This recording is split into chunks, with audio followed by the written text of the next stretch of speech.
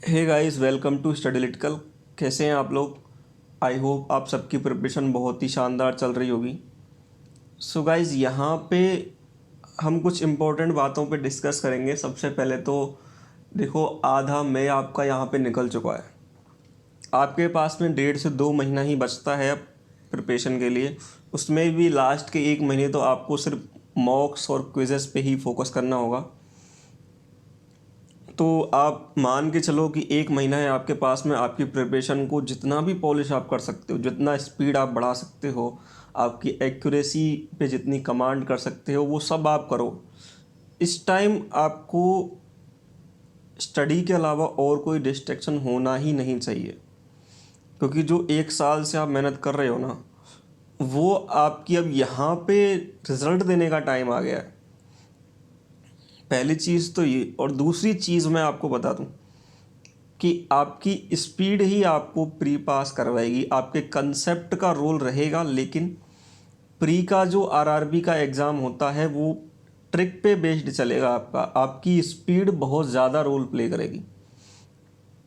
ठीक है, तो क्विजेस दो, मॉक्स लगाओ। आरआरबी के मॉक आप आराम से 3 लगा सकते हो दिन में। 45 मिनट का मॉक होता है, 15-20 मिनट आप एनालाइज कर सकते हो। और आरआरबी क्लर्क के मॉक में तो देखो, अगर आप 70 से 75 मार्क्स तक ला रहे हो तो एनालाइज करने के लिए कुछ बचता ही नहीं है। 10 से 15 मिनट में आप ख़त्म कर लोगे उसको। तो ये सारी चीज़ें हैं। आपको अभी अपनी जो प्रिपरेशन है उसको पॉलिश अप करना है। एसबीआई के एग्ज़ाम को बिल्कुल ऑन टाइम मान के चलो, क्योंकि अगर आप उस हिसाब से प्रिपरेशन करोगे तो थोड़ा जल्दी होगा सब कुछ। आपको ऐसा लगेगा कि मेरे पास में अभी टाइम है आरआरबी के लिए। अगर आप एसबीआई को पोस्टपोन मान के चलोगे और आरआरबी को टारगेट मान के चलोगे, तो फिर वो एक थोड़ा सा जल्दबाजी हो जाएगी। आपको ऐसा लगेगा कि टाइम कम है, क्योंकि मुझे जब मैं तैयारी करता था तो 10 से 12 घंटे पढ़ने के बाद भी मुझे लगता था कि यार आज तो कम रह गया। ठीक है, तो वो वाला सीन होना ही चाहिए सबके साथ में। देखो, क्योंकि स्टडी की कोई लिमिट नहीं है। आप 8 घंटे पढ़ रहे हो, 10 घंटे पढ़ रहे हो, कुछ लोग 6 घंटे में भी एग्ज़ाम निकालते हैं। स्ट्रेटजी, टाइम टेबल, किस सब्जेक्ट को कितना टाइम देना है, वो सब डिपेंड करता है। आरआरबी की यहाँ पे बात करेंगे। वीडियो को हो सके तो पूरा देखने की कोशिश करिएगा। अपने मेंस के स्कोर कार्ड में यहाँ पे शेयर करूँगा।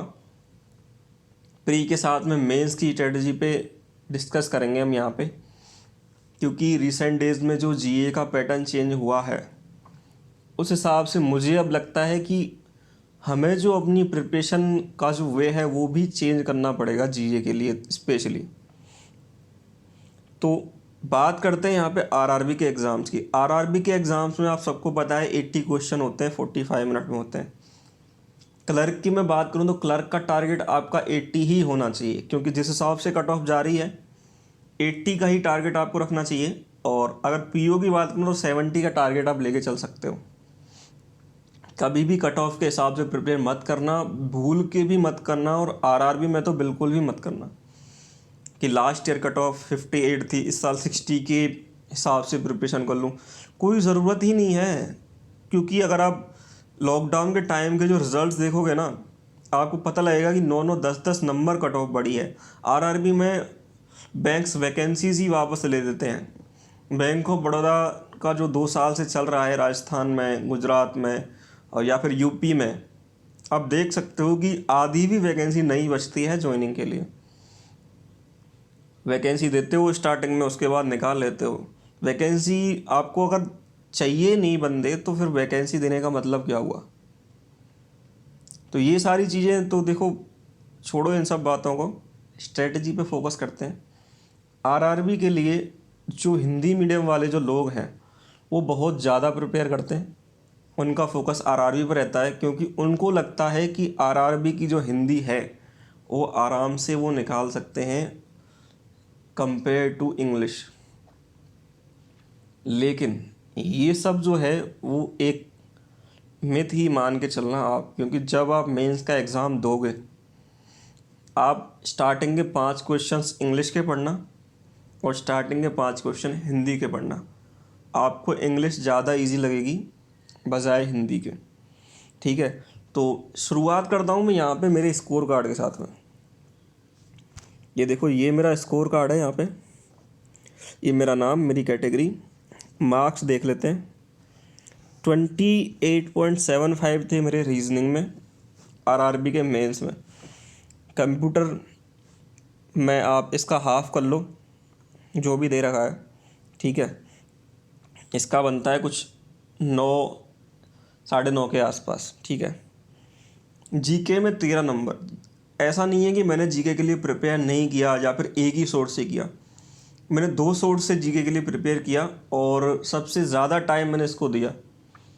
और मॉक की बात करूँ तो मेरे मॉक में आराम से 30 नंबर, 25 नंबर इतने जीके में आ रहे थे। लेकिन एग्ज़ाम में जो लेवल आया उसको देख के आप बिल्कुल नहीं बोल सकते कि यार ये लेवल आरआरबी में हो सकता है। बिल्कुल आप ये समझो बहुत ज़्यादा डीप में पेपर आया था। स्टैटिक का तो बिल्कुल रोल ही नहीं था पूरे पेपर में।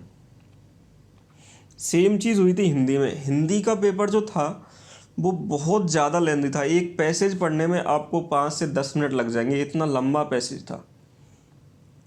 मेरे साथ वाला था, मैं भी हिंदी मीडियम से था, वो भी हिंदी मीडियम से था। मैंने मिस्टेक ये करी कि मैंने जो मेरे मॉक्स दिए थे वो हिंदी में ही दिए थे सारे, मतलब जो हिंदी लैंग्वेज सेलेक्ट करते हैं उसी के हिसाब से मेंस के मॉक दिए थे। उसने जो मॉक दिए थे वो इंग्लिश में भी दिए थे और हिंदी में भी दिए थे। मैंने एग्ज़ाम में, क्योंकि मैंने हिंदी पे प्रैक्टिस करी थी, तो मैंने हिंदी को ही सेलेक्ट किया। मैंने इंग्लिश का एक भी क्वेश्चन खोल के भी नहीं देखा। उसने हिंदी देखने के बाद में 5-6 क्वेश्चन उसने इंग्लिश पे स्विच किया और उसके 30 मार्क्स है इंग्लिश में। आप इंग्लिश का लेवल इससे डिसाइड कर सकते हो। मेरे मार्क्स आप देख सकते हो यहाँ पे 14.5 मार्क्स हिंदी में। जबकि मॉक की बात करूँ तो मॉक में मेरे आराम से 33, 34, 35 तक मार्क्स जाते थे। तो एग्ज़ाम का लेवल आप देख सकते हो कि मेंस का एग्ज़ाम किस तरीके से आ रहा है। मैथ्स और रीजनिंग बिल्कुल ठीक आ रही है। आप इतना स्कोर कर सकते हो कि आप सेक्शनल भी निकाल लो, उससे 10-15 नंबर ऊपर भी ले आओ। बट जो ये बचते हैं आपके, कंप्यूटर भी आप निकाल लोगे, सेक्शनल में कोई बड़ी बात नहीं है। जीए और हिंदी लैंग्वेज, जीए का तो देखो एक ही सॉल्यूशन है, वन लाइनर तो भूल ही जाओ कि आप वन लाइनर से प्रिपेयर करोगे। आपको डिटेल में न्यूज़ पढ़नी ही पड़ेगी। और एक जो ये होता है ना कि टॉप 50 कर लेंगे, टॉप 100 कर लेंगे, बिल्कुल भी काम नहीं चलने वाला है। आपको डिटेल में प्रिपेयर करनी पड़ेगी जीके। हिंदी या इंग्लिश, दोनों सब्जेक्ट की यहाँ पे अगर बात करें तो देखो, इंग्लिश का रूल सबसे पहले तो यहाँ पे देख लो। आप अगर आप इंग्लिश प्रिपेयर करते हो तो आप आरआरबी के लिए भी प्रिपेयर कर रहे हो, आप एसबीआई के लिए भी प्रिपेयर कर रहे हो, आप आईबीपीएस की भी तैयारी कर रहे हो, इंश्योरेंस एग्ज़ाम्स की भी तैयारी कर रहे हो, और जो भी बैंकिंग से रिलेटेड एग्ज़ाम्स आरबीआई वगैरह के आते हैं, आप सबकी प्रिपरेशन कर रहे हो और आप इंग्लिश पढ़ रहे हो। वहीं आप अगर हिंदी पढ़ रहे हो तो आप केवल और केवल आरआरबी पढ़ रहे हो। ये चीज़ हमेशा ध्यान में रखना, क्योंकि और कोई एग्ज़ाम में हिंदी आपको हेल्प नहीं करने वाले। लेवल, जिस एग्ज़ाम के लिए आप हिंदी की प्रिपरेशन कर रहे हो, अगर आप उसमें हिंदी में केवल 10 से 15 नंबर ही ला पा रहे हो या 20 नंबर ही ला पा रहे हो, तो मैं तो यही सजेस्ट करूँगा कि आप इंग्लिश पे स्विच करो। क्योंकि इतने नंबर तो आप इंग्लिश में भी ले आओगे यार, क्या ही फ़र्क पड़ने वाला है। आराम से 15 नंबर इंग्लिश में आ जाते हैं 40 में से, कोई बड़ी बात नहीं है। तो ये सारी चीज़ें मुझे यहाँ पे डिस्कस करनी थी आपके साथ में कि आप हिंदी को जो एक बेस बना के आरआरबी प्रिपरेशन करते हो ना, तो एक बार इंग्लिश से भी मॉक दे के देखना और हिंदी से भी दे के देखना। अगर आपका स्कोर दोनों में सेम आता है, मान लो हिंदी में 30 आ रहे हैं, इंग्लिश में 28 आ रहे हैं, तो जब आप मेंस एग्ज़ाम देने जाओ तो एक बार दोनों सब्जेक्ट को स्विच करके देखना आप कि कौन सी ज़्यादा ईजी है। मैंने यही गलती करी थी कि मैंने इंग्लिश की तरफ बिल्कुल देखा ही नहीं और हिंदी के हिसाब से ही प्रिपरेशन की थी और एग्ज़ाम में हिंदी को ही सिलेक्ट किया। सबसे ज़्यादा टाइम वेस्टिंग जो सेक्शन था वो यही था। इतने लंबे लंबे क्वेश्चंस थे, आपको पढ़ने में ही टाइम लग जाएगा, सॉल्व करना तो वो एक अलग चीज़ हो गई। इसके अलावा जो अगली बात करूँगा वो करूँगा कि अदर स्टेट से अप्लाई। देखो, कोशिश करो कि आप अपने स्टेट से ही अप्लाई कर पाओ। वो कुछ सर्कमस्टांसेस होते हैं कि आपके स्टेट में वैकेंसी नहीं है तो आप अदर स्टेट से अप्लाई कर रहे हो, क्योंकि आप चलो प्री निकाल लोगे, पीओ का मेंस भी आप निकाल लोगे, लेकिन आरआरबी जो होती हैं वो एक मतलब रूरल एरिया में पोस्टिंग देती हैं, तो उनको क्या है कि लोकल बंदा चाहिए होता है। तो जैसे ही आप इंटरव्यू में जाओगे तो इंटरव्यूअर अगर आप अदर स्टेट के हो तो आपके नंबर ऑटोमेटिकली कम हो जाएंगे उनसे जो कि उसी स्टेट के हैं। आपको देखो, सीधी सी बात ये है, आपको नंबर कम मिलेंगे उनकी बजाय जो उनके खुद के स्टेट से हैं, क्योंकि उनको लोकल बंदा चाहिए होता है वहाँ पे। तो ये आप सोच लेना, आप अदर स्टेट से फॉर्म भर रहे हो, कुछ लोग राजस्थान से गुजरात जाते हैं, लैंग्वेज की प्रिपरेशन करते हैं, फिर भी उनको इंटरव्यू में कम नंबर मिलते हैं। चलो गुजरात का तो फिर भी ठीक है, क्योंकि वहाँ पे तो मैक्सिमम लोग अदर स्टेट से ही आते हैं, वहाँ का नेटिव कोई भी जॉब करना ही नहीं चाहता है। लेकिन कुछ लोग यूपी जाते हैं। लास्ट ईयर हुआ था, राजस्थान में लोगों को मार्क्स मिले थे 85 90, यूपी में मिले थे 60 65 70। तो अदर स्टेट जाने का ये भी एक नुकसान हो सकता है। बाकी अगर आपके स्टेट में वैकेंसी नहीं है तो आप अदर स्टेट से अप्लाई करो, लेकिन अगर आपके स्टेट में वैकेंसी है, अदर स्टेट से थोड़ी कम है, तो कोशिश करो कि आप अपने स्टेट से ही अप्लाई कर सको। इसके अलावा अगर आपको कोई भी क्वेरी है, कोई भी हेल्प आपको चाहिए, कोई भी क्वेश्चन में डाउट है, मेरे टेलीग्राम पे आप मैसेज कर दो स्टडी लिटिकल के नाम से, आपको सॉल्यूशन मिल जाएगा। कोई भी कंटेंट आपको चाहिए, मैथ्स, रीजनिंग, जीए का, इंग्लिश का, तो आप मुझे बता सकते हैं। इसके अलावा देखो गाइस, एसबीआई को लेकर भी हम बात करेंगे, एसबीआई क्लर्क का जो एग्ज़ाम है, लेकिन ये सारी चीज़ें क्या है, हर साल होती हैं नोटिफिकेशन से पहले। अगर नोटिफिकेशन 10 दिन भी लेट हो जाता है तो यूट्यूब पे एक हवा बन जाती है कि यार अब तो मतलब कैंसिल ही हो गया मामला, पूरा एग्ज़ाम कैंसिल ही होने वाला है। अरे यार वेट तो करो, सामने वाला यार इतना बड़ा इंस्टीट्यूशन है, कैंसिल करना एग्ज़ाम बहुत बड़ी बात हो जाती है। एग्ज़ाम कैंसिल करने का मतलब ये है कि उसकी तो पूरी रेपुटेशन ही मतलब ख़राब हो गई कि उसने एग्ज़ाम कैंसिल कर दिया। तो एग्ज़ाम ऐसे कैंसिल नहीं होगा।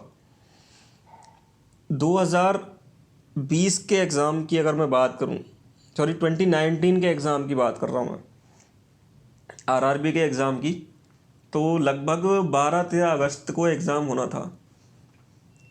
6 अगस्त को आईबीपीएस का नोटिस आया। उससे पहले अगर 12 को एग्ज़ाम था तो यूट्यूब पे वीडियो आने शुरू हो गए 25 तारीख से ही कि अब तो एडमिट कार्ड आ जाना चाहिए, और इतने दिन पहले ये नहीं आया तो एग्ज़ाम कैंसिल हो सकता है। मतलब पूरी हवाबाजी चल रही थी एकदम से। फिर कोविड का टाइम था तो नोटिस आया कि एग्ज़ाम जो है वो पोस्टपोन किया जा रहा है 6 तारीख को। तो सारे खुश हो गए, एग्ज़ाम चलो कैंसिल हो रहा है। लेकिन 7 को वेट किया और 8 को शाम को वो जो नोटिस था पुराना उसको साइड से हटाया गया और एक नया नोटिस आया जिसमें कि बोला गया कि आपका एग्ज़ाम ऑन टाइम ही होगा, पुराना नोटिस हम वापस ले रहे हैं।